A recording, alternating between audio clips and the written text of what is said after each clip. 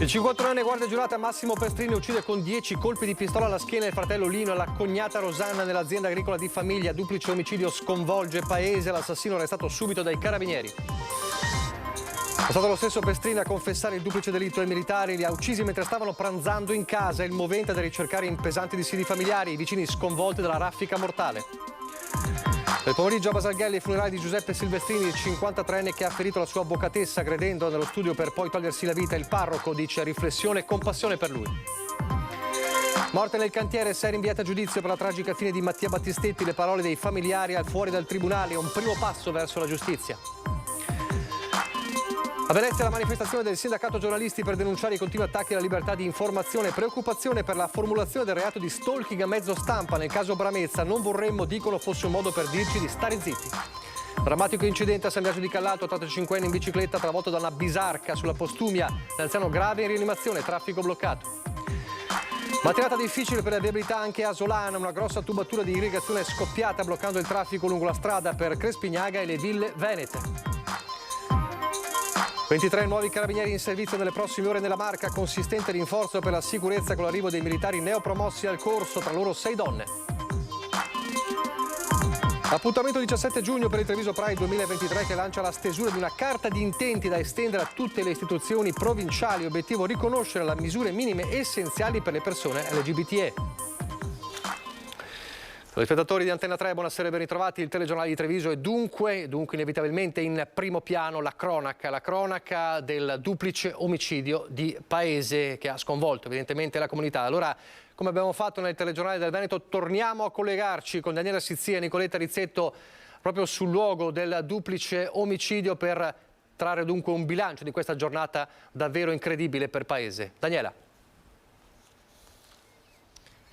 Buonasera Nicola, buonasera anche ai telespettatori. L'ha detto te, un duplice omicidio che ha davvero sconvolto tutta paese. La comunità, i cittadini hanno fatto davvero un via vai qua continuato, sono venuti, hanno cercato di capire cos'era accaduto, così come sono arrivati ovviamente i familiari, i fratelli, le mogli, sono arrivati tutti qua disperati in lacrime, e quella che vedete alle mie spalle è proprio la casa dove è avvenuta la tragedia. E ancora c'è la macchina della scientifica, ci sono i carabinieri, ancora sono in corso gli accertamenti. Da poco tempo sono andati via anche il comandante Massimo Ribaudo, il colonnello, insieme al tenente colonnello Marco Turrini e al maggiore Gabriele Favero della compagnia di Montebelluna, tutti qua per seguire queste indagini di questa davvero tragedia. Come vedete è arrivata un'altra macchina, sono altri parenti che stanno arrivando man mano,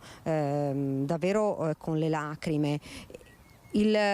L'assassino è il fratello Massimo Pestrin. In questa casa, fra l'altro, Nicola, viveva Giancarlo insieme a Lino e Massimo da qualche tempo era qui in questa casa con loro, ed è stato proprio Massimo, armato di una Glock 17 9 mm ad arrivare qui in questa casa e a sparare contro il fratello e contro la moglie, che sono morti sul colpo, raggiunti da diversi colpi anche alla schiena, e è stato arrestato per duplice omicidio aggravato, è stato portato in questi minuti nel carcere di Santabona. La pistola è stata ritrovata proprio in casa dove l'aveva lasciata Massimo Pestrin dopo l'omicidio. Purtroppo non c'è stato nulla da fare per il fratello e per la cognata, perché sono morti sul colpo, ma ricostruiamo quanto è accaduto in questa davvero giornata drammatica nel servizio del nostro Christian Arboit.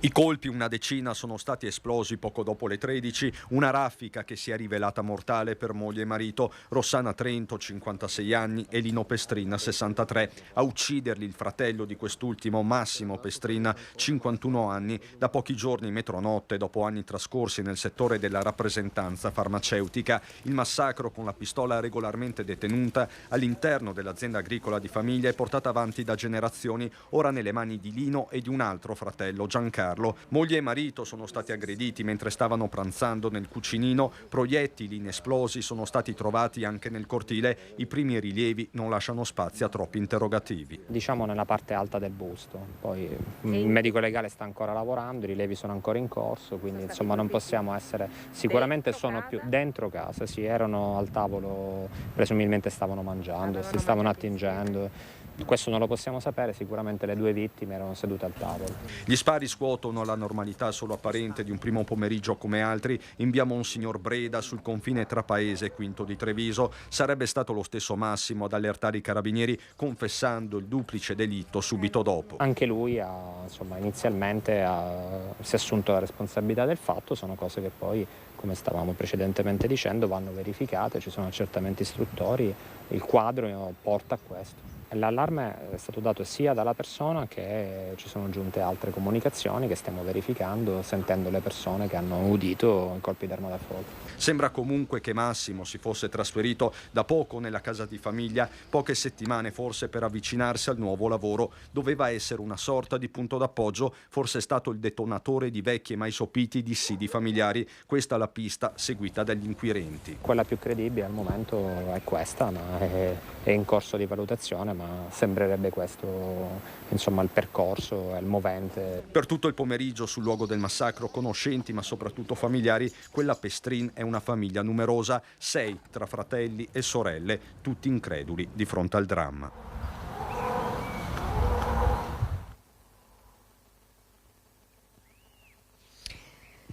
Sì, dissidi familiari, questa è la pista che stanno seguendo gli investigatori, anche se qua i cittadini, ne abbiamo visto anche uno poco fa arrivare, dicono mai sentito una lite, però ovviamente insomma è una casa abbastanza, come potete vedere, abbastanza isolata, dicono mai sentito un litigio, mai sentita una discussione tra fratelli, anche se, come vi dicevo, Massimo qua viveva davvero da poco tempo e qui viveva Giancarlo, viveva Lino però dicono che Massimo qualcosa faceva anche per l'azienda di famiglia, l'azienda agricola, quindi cosa possa aver scatenato la rabbia tanto da farlo arrivare con la pistola e da esplodere subito tutti questi colpi, davvero saranno gli investigatori a doverlo chiarire. I cittadini che arrivano qua, i residenti, fra l'altro molti di questi avevano chiamato proprio i carabinieri perché avevano sentito gli spari intorno alle 13, si domandano cosa sia successo, perché sia successa una cosa del genere in una zona che è davvero tranquilla e dove mai c'era stato un problema. Massimo viene fra l'altro descritto come una persona molto, molto dolce, molto gentile, molto tranquilla, quindi tutti non riescono a capacitarsi di questo. E sentiamo le interviste che abbiamo raccolto subito dopo questa tragedia. È un fatto grave naturalmente, però praticamente una cosa inaspettata, però ho visto il carabiniere arrivare e adesso sono venuto qua un attimo, ho venuto qua vicino a 1 chilometro e basta, tutto qua, non so altro. Sono nati qua tutti, sì, sono nati tutti. Io so che sono stati grossi lavoratori qui, sì.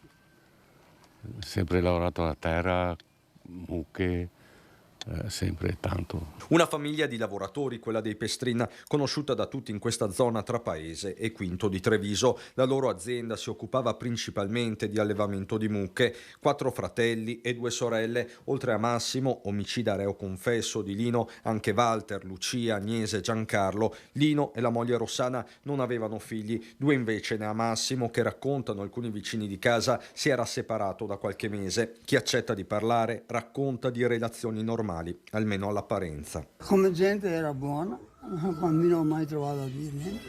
E hai mai sentito di litigi tra loro? No. Quindi i rapporti sembravano buoni? Buoni, Ma faceva tutto, tagliava l'erba, faceva i letti, faceva pulizie, faceva tutto. Dopo non si sa. Lei ha detto che era una brava persona. Per me sì. Quindi era da un po' che Dentro vivevano si è insieme. finto, sotto del quercio non si sa cosa che vuoi. Capito, sono una io, non si sa dire.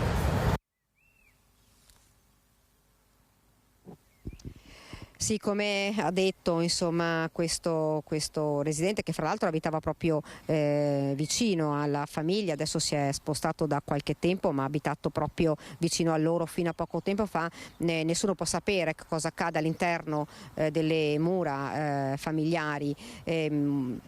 Sicuramente qualcosa è accaduto, qualcosa di grave, e ripeto, adesso in questo momento la vedete, c'è ancora la macchina della scientifica, c'è una macchina dei carabinieri, ancora la scientifica che sta facendo accertamenti e indagini e sta cercando di raccogliere tutto per chiarire definitivamente quello che è avvenuto qui intorno alle 13 che ha sconvolto la comunità. Il sindaco di paese ha detto 2 famiglie distrutte, quella di Massimo e anche quella ovviamente di Lino, che è stata sterminata dal fratello, ma poi distrutti anche i fratelli, perché sono arrivati ed erano in lacrime. Un fratello si è addirittura accovacciato per terra, incredulo di fronte a tutta questa tragedia e ovviamente per il momento c'è stato un no comment, non vogliono parlare, devono ancora rendersi conto di una tragedia così grande e che non si aspettavano. Ecco, questa è l'unica cosa che dicono, che era assolutamente una tragedia inattesa.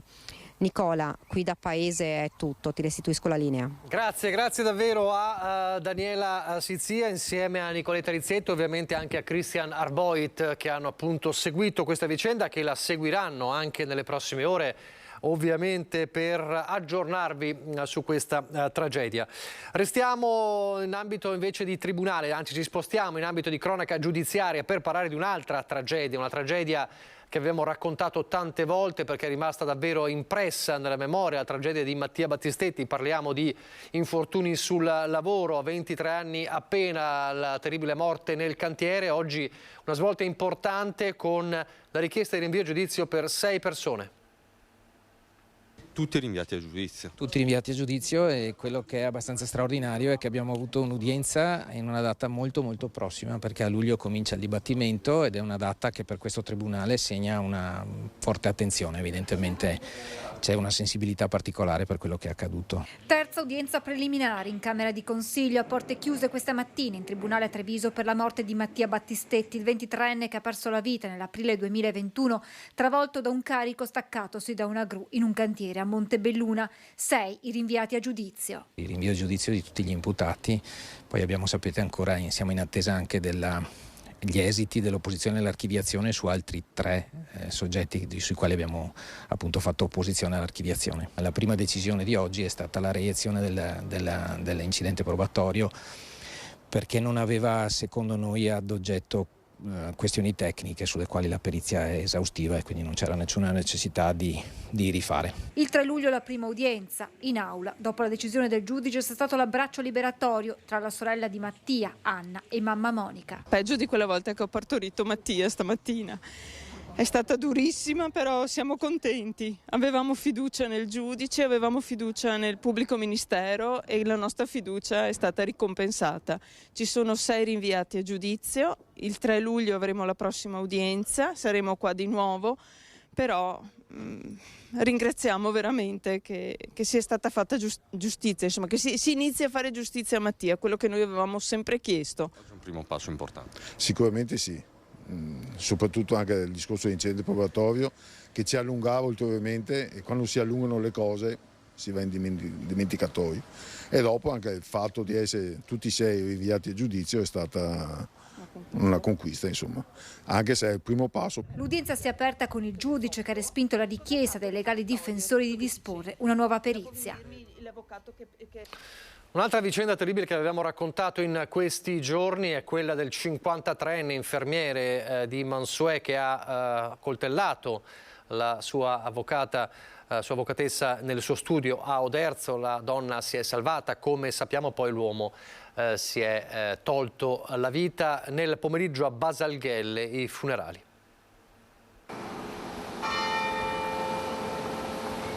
È passato davanti alla casa dei genitori prima di arrivare in chiesa per l'ultimo saluto. A volere quell'ultimo omaggio i familiari di Giuseppe Silvestrini, il 53enne che il 24 aprile si è tolto la vita dopo aver ferito con diversi fendenti di coltello il suo avvocato Mary Zorz a Oderzo.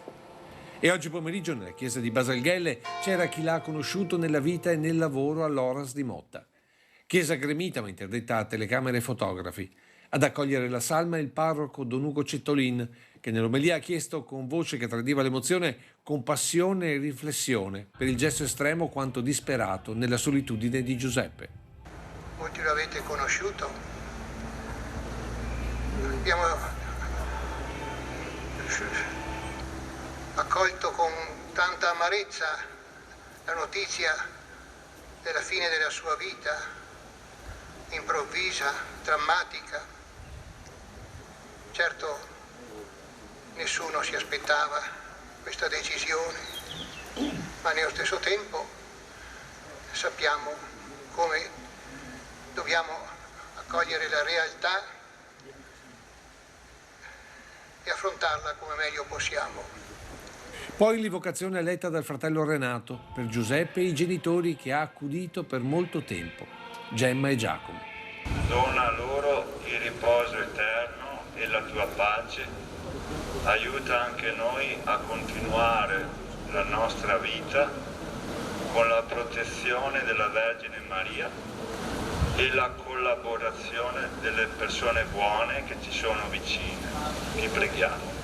Non ha partecipato invece alla cerimonia l'avvocato Zorz, ancora convalescente per le ferite subite. Al termine delle esequie, dopo un breve commiato da parte dei colleghi dell'ospedale riabilitativo di Motta di Livenza, la salma di Giuseppe Silvestrini è stata portata nel vicino cimitero, dopo che gli amici gli hanno tributato un ultimo saluto con il lancio di alcuni palloncini bianchi. Torneremo alla cronaca fra poco, prima però parliamo di giornalismo, parliamo di libertà di stampa. A Venezia stamane la manifestazione del sindacato giornalisti per denunciare i continui attacchi da più parti alla libertà di informazione. C'è anche preoccupazione per la formulazione del reato di stalking a mezzo stampa nel caso Bramezza. Non vorremmo, dicono i sindacati, fosse un modo per dire ai giornalisti di stare zitti. Vediamo.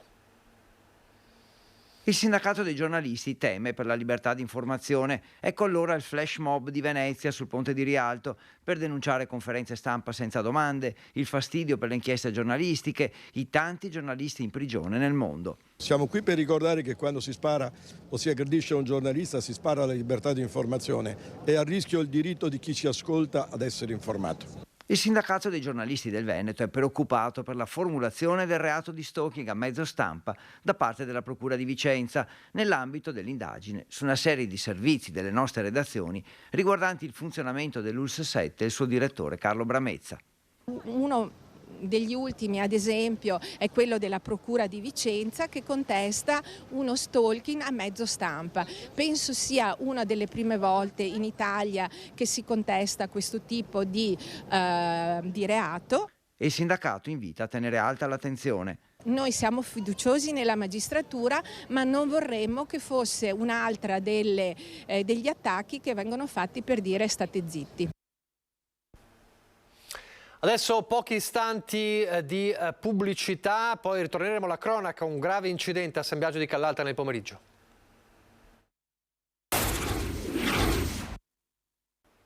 Di nuovo in diretta il telegiornale di Treviso, torniamo dunque alla cronaca. C'è un 85enne in gravi condizioni di rianimazione all'ospedale di Treviso, è stato travolto da un mezzo pesante nel pieno centro di San Biagio di Callalta.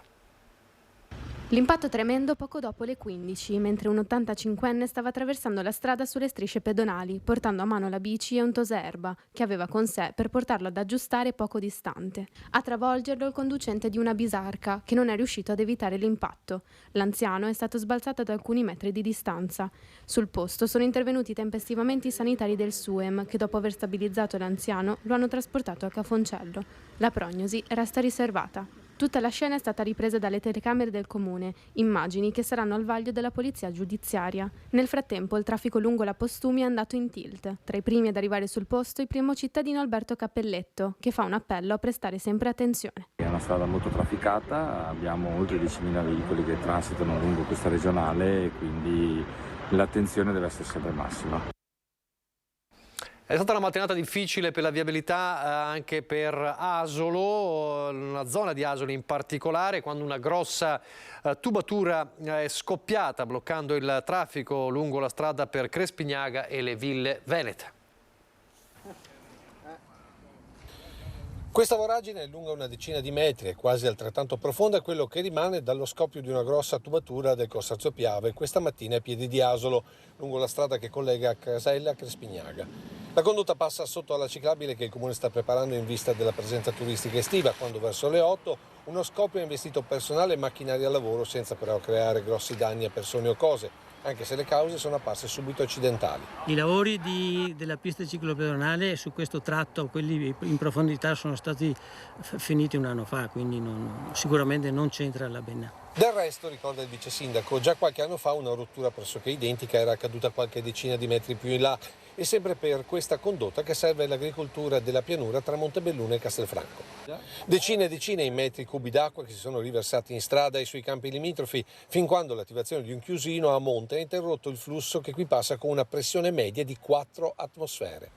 È una delle prime strutture costruite dal Consorzio Piave per il risparmio idrico che ha sostituito le canalette con l'irrigazione a goccia, che presumibilmente comunque rimarrà sospesa almeno fino alla prossima settimana. Situazione decisamente migliore invece per la viabilità. È stato un intervento rapidissimo sia dalla parte del Consorzio, che sono intervenuti subito, sia da parte della provincia. È stato fatto un senso unico alternato per il momento. Ai ciclisti l'intervento è un po' più lungo perché bisogna sostituire la condotta rotta, ripristinare la pista ciclopedonale per il tratto danneggiato. Una quindicina di giorni ci vogliono tutti sicuramente. Parliamo di sicurezza, un consistente rinforzo in arrivo nella Marca, ben 23 carabinieri neopromossi nel 141esimo corso formativo prenderanno infatti nei prossimi giorni servizio in provincia di Treviso, provenienti dalle scuole allievi di Iglesias, Torino, Roma, Taranto, Campobasso e Reggio Calabria. I giovanissimi militari sono stati tutti destinati a stazioni di carabinieri dove svolgeranno il previsto quadriennio di ferma volontaria per poi passare in servizio permanente. Dei 23 carabinieri, 6 donne, 4 sono stati assegnati in particolare alla stazione di Treviso, 2 a quelle di Riese Pio X, paese Valdobbiadene, i restanti a rinforzare altri presidi dell'Arma del Reticolo Territoriale Trevigiano, che annovera complessivamente circa 700 carabinieri nei vari ruoli e gradi.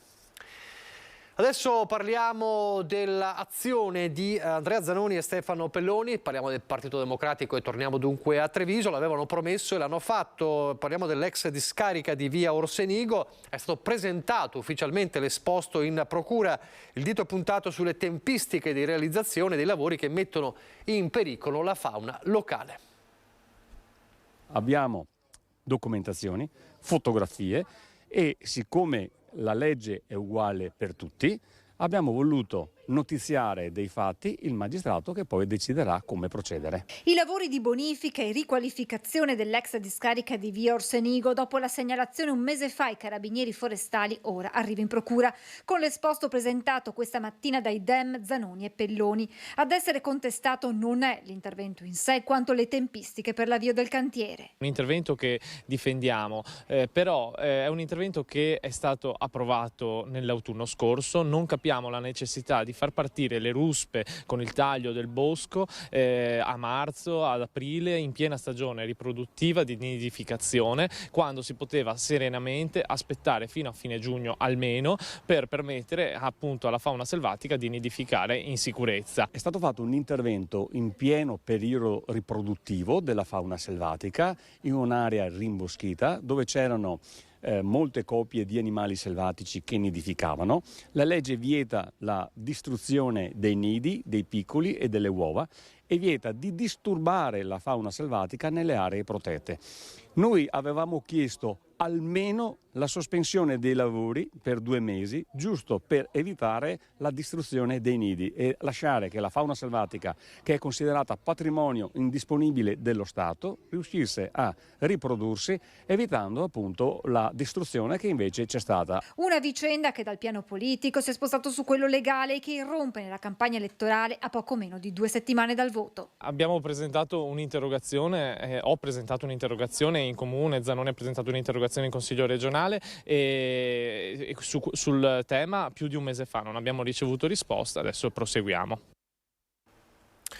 È proprio il sindaco di Treviso, candidato sindaco ovviamente per il centrodestra, era ospite ieri sera a Ring con Ferdinando Averino. C'era anche il avversario di Azione Italia Viva Futura, il candidato sindaco Niccolò Rocco. Si sono affrontati nei temi caldi della città come la realizzazione delle opere pubbliche, e qui il confronto tra i due si è acceso. Sentiamo un estratto.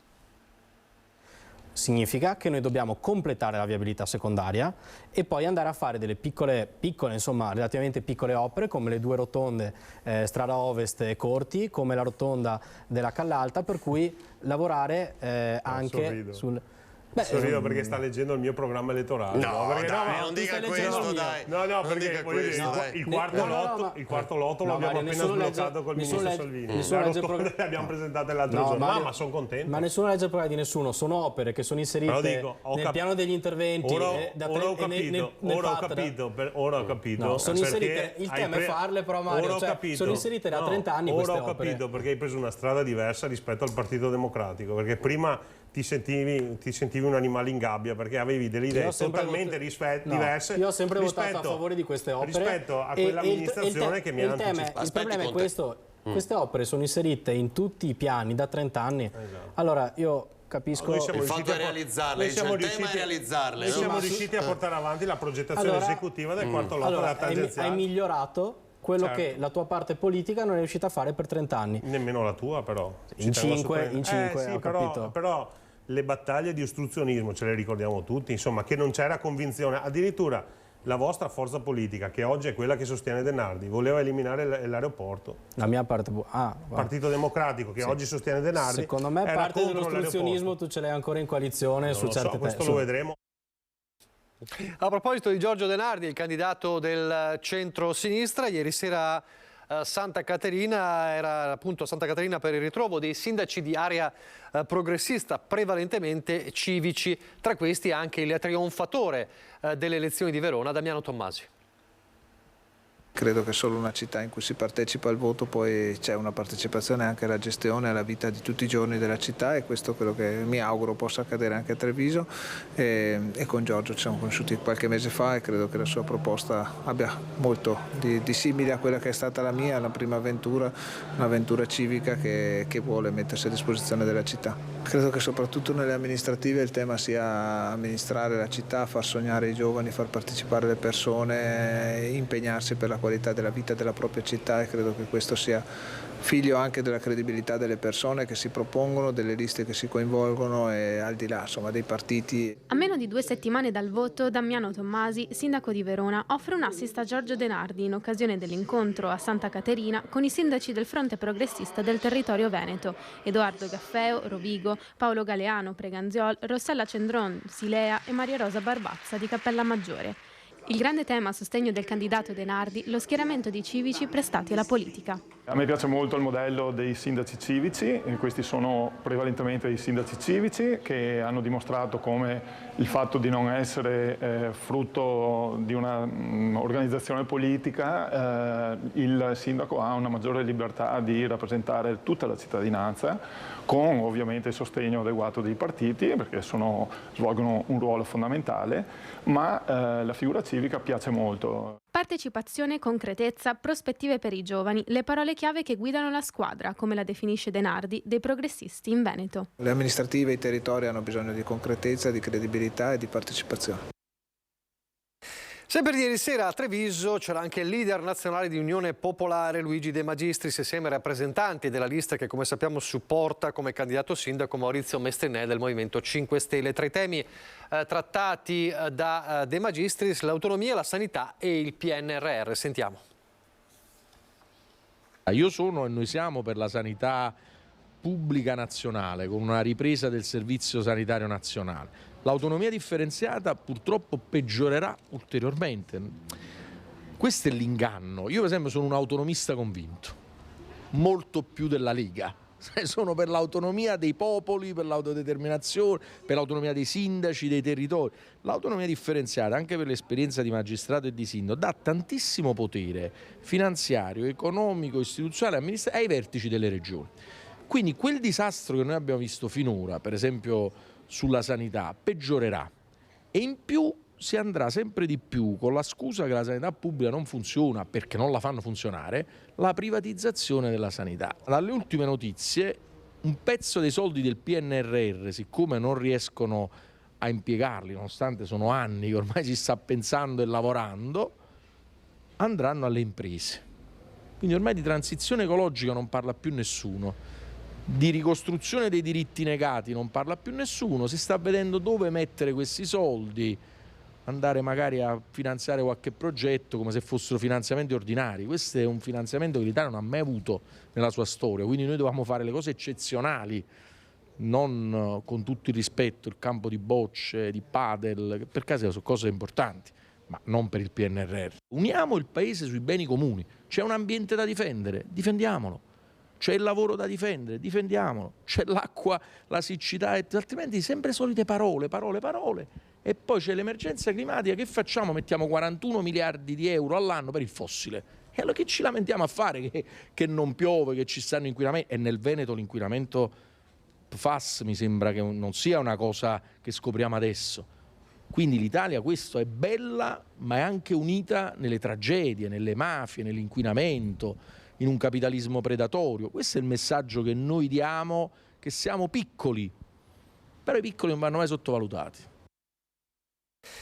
Cambiamo argomento, appuntamento il 17 di giugno per il Treviso Pride 2023, che ritorna proponendo la stesura di una carta di intenti da estendere a tutte le istituzioni provinciali. Le 4 realtà organizzatrici, quindi Coordinamento LGBT Treviso, assieme a Famiglie Arcobaleno, ad Agedo e a Non Una di Meno, hanno pensato di non chiedere formalmente il patrocinio come avviene normalmente, ma di creare una carta di intenti che appunto contiene i punti minimi essenziali che dovranno essere sottoscritti, perché questo deve essere un Pride che costruisce un percorso a lungo termine. Chiediamo risposte definitive e concrete in un percorso che parte dal Pride, ma che dal Pride si snodi per i prossimi anni, all'interno di una nostra collaborazione tra realtà e di una collaborazione con le istituzioni. Una carta di intenti rivolta dunque a tutte le istituzioni della provincia, affinché firmino le richieste che la comunità LGBTE e le associazioni chiedono a gran voce. Risposte concrete a problemi concreti, dall'eliminazione della discriminazione al riconoscimento dei figli di coppie omogenitoriali. Importante per questo la presenza dell'associazione Famiglie Arcobaleno Treviso. Noi chiediamo anche di poter trascrivere i nostri certificati di nascita rilasciati regolarmente all'estero oppure in un altro comune da tutti i sindaci e tutte le sindache di tutte le città italiane, previa presentazione del consenso informato come avviene in una famiglia eterogenitoriale. Il tema del riconoscimento dei figli delle coppie omogenitoriali è al centro del Pride Treviso 2023, tanto che saranno proprio le famiglie Arcobaleno ad aprire il corteo in segno di protesta agli ostacoli che l'attuale governo sta loro ponendo. Il corteo del 17 giugno andrà a coinvolgere anche la periferia della città. Dal centro transiterà infatti fino al quartiere di Santa Maria Maggiore. La parata si concluderà a Prato Fiera. Adesso noi apriamo la pagina bellunese.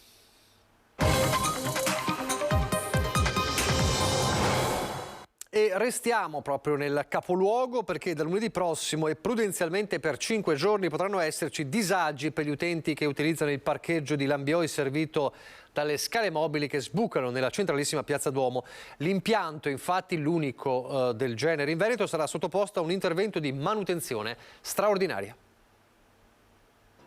Revisione speciale dell'impianto di Lambioi e probabili interruzioni che potrebbero causare il blocco del funzionamento delle scale mobili che collegano il più grande parcheggio di Belluno al centro storico della città. Dall'8 al 12 maggio, ma l'arco temporale prudenziale, inizierà l'intervento di manutenzione speciale previsto ogni 10 anni. Da lunedì c'è la necessità di fare questi interventi di manutenzione straordinaria alle scale mobili e verranno fatte nel modo più opportuno, in modo che i disagi siano molto limitati. Non sono previste navette sostitutive, quindi qualche disagio dovrà essere messo in conto. Salvo imprevisti, i giorni di lavoro effettivi potrebbero essere soltanto 3. I primi 2 giorni, lunedì e martedì, faremo queste verifiche non distruttive dove fermeremo fondamentalmente una rampa alla volta.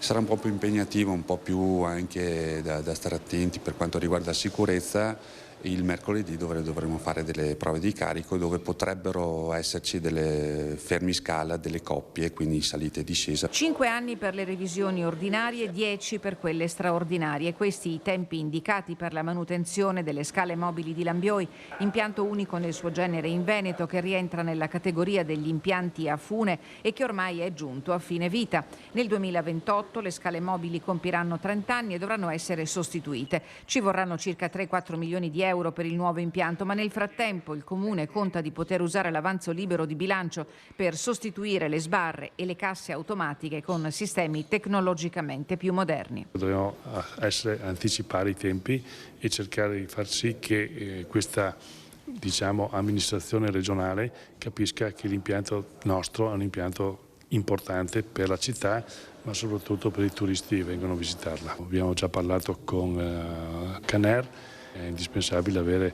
questi 3,5 milioni, 4 milioni a disposizione per poter cambiare completamente quello che è il sistema delle scale mobili. Adesso parliamo della gestione del finanziamento delle strade ex ANAS per la provincia di Belluno. È la madre di tutti i problemi dopo la sottoscrizione della convenzione sulla riclassificazione delle strade. Nel pomeriggio a Palazzo Piloni un dibattito molto acceso durante la riunione dell'Assemblea dei Sindaci. È il problema dei problemi, perché se non si giunge ad una conclusione veloce, rapidissima, è chiaro che il bilancio della provincia è ingessato fortemente. Da un lato la riclassificazione delle strade in attesa della sottoscrizione dei verbali di consegna, dall'altro la quantificazione del valore delle strade di montagna, la cui gestione da qualsiasi parte la si guardi è più onerosa rispetto al resto della viabilità del Veneto.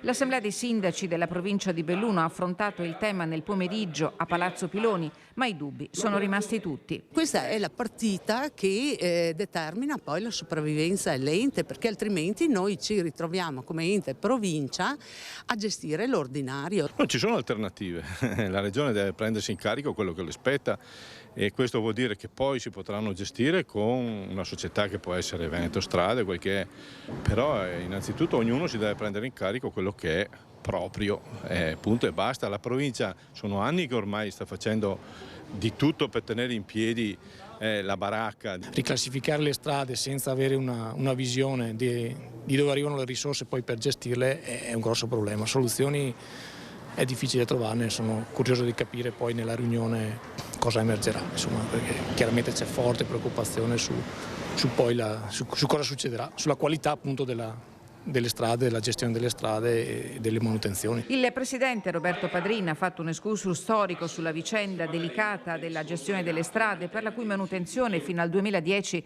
la contropartita dello Stato era pari a 15 milioni di euro, poi più nulla o quasi. Ieri Padrin si è incontrato con l'assessore regionale Elisa De Berti per fare il punto della situazione tutt'altro che fluida. Il rischio è che la gestione delle strade possa diventare il grimaldello di una battaglia ad uso e consumo della politica. Abbiamo eletto un presidente e un consiglio provinciale proprio perché dia delle soluzioni al territorio. La provincia è dei sindaci e probabilmente con una condivisione su questi temi si potrebbe trovare la quadra. Due notizie di cronaca decisamente diverse l'una dall'altra. La prima: sfonda la finestra di un esercizio commerciale per rubare l'incasso, ma la cassa è vuota. È caduto qualche sera fa alla yogurteria in via Caffi, in centro a Belluno, ma la notizia è stata diffusa solo oggi dalla questura, chiamata da un cittadino che aveva assistito alla scena. Protagonista dell'effrazione un giovane, già noto alle forze dell'ordine e con il divieto di permanenza nel territorio comunale, sorpreso dagli agenti delle volanti in uno dei bagni della yogurteria. Il giovane è stato portato negli uffici di Viale Fantuzzi per le formalità di rito e accompagnato fuori dal comune di Belluno. L'altra notizia: ieri mattina intorno alle 8 una volante della polizia ha scortato fino al San Martino una donna in travaglio che insieme al marito stava cercando di raggiungere al più presto l'ospedale. Letteralmente bloccato nel traffico, il futuro papà ha chiamato il 113 ed è stato raggiunto da una pattuglia della polizia che si trovava in via Vittorio Veneto. Ha aperto il varco, la coppia è arrivata all'ospedale dove la donna è stata affidata ai sanitari e accompagnata in sala parto. Adesso a Cortina, dove sono stati inaugurati i lavori eseguiti dal Genio Civile e dai servizi forestali regionali lungo l'asta dei torrenti Boite e Bigontina per la messa in sicurezza dell'abitato di Alverà.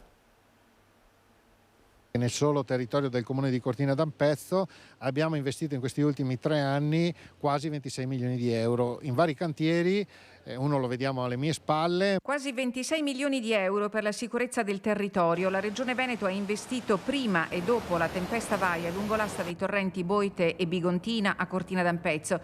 Interventi molto importanti per garantire la migliore sicurezza possibile ai cittadini. Nell'abitato di Alverà, travolto da acqua, massi e fango la notte fra il 4 e 5 agosto 2017, in cui perse la vita Carla Catturani, oggi simbolicamente il taglio del nastro per inaugurare i lavori eseguiti dalle strutture regionali, del Genio Civile e dei servizi forestali. Grazie ai nostri tecnici, alle nostre imprese, alle nostre strutture che ringrazio e che sono riuscite ad affrontare anche situazioni molto complesse senza mai tirarsi indietro e hanno consentito la messa a terra di tutte queste opere. E questo anche grazie al fatto che sono riuscito a negoziare nell'ordinanza di protezione civile tutta una serie di deroghe. All'inaugurazione dei lavori presente il sindaco di Cortina Gianluca Lorenzi con una rappresentanza della giunta comunale. Questo è un inizio, perché poi oggi con l'assessore abbiamo parlato di altre opere che sono sul territorio e quindi sono molto soddisfatto, soprattutto anche sollevato, perché noi come sindaci siamo un po' il capo espiatorio di tutto e anche responsabili. Sapere che un'area così particolarmente delicata è stata messa in sicurezza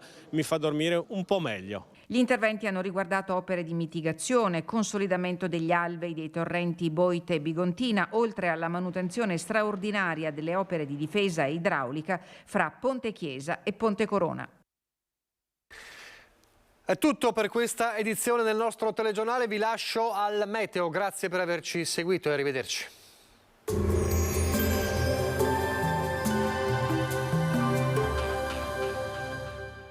Entra nel mondo Lolato.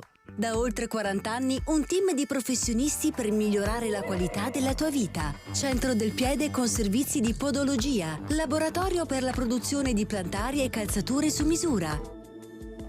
Bentrovati al meteo.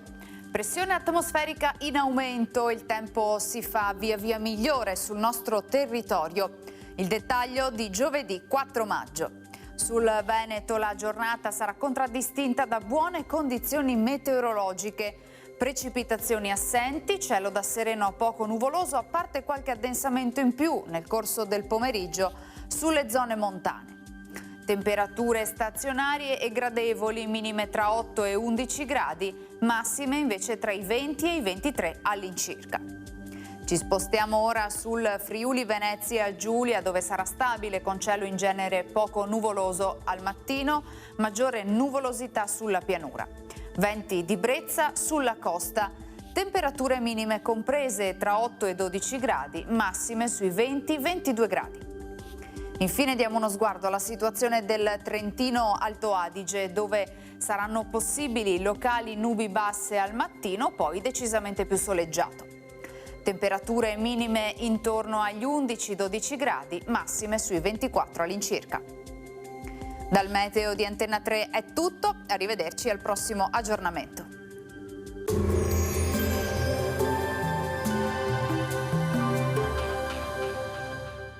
Busti, tutori e protesi di arto personalizzati. Ortopedia e sanitaria Lolato. A Treviso e Montebelluna. Lolato, soluzioni per star bene.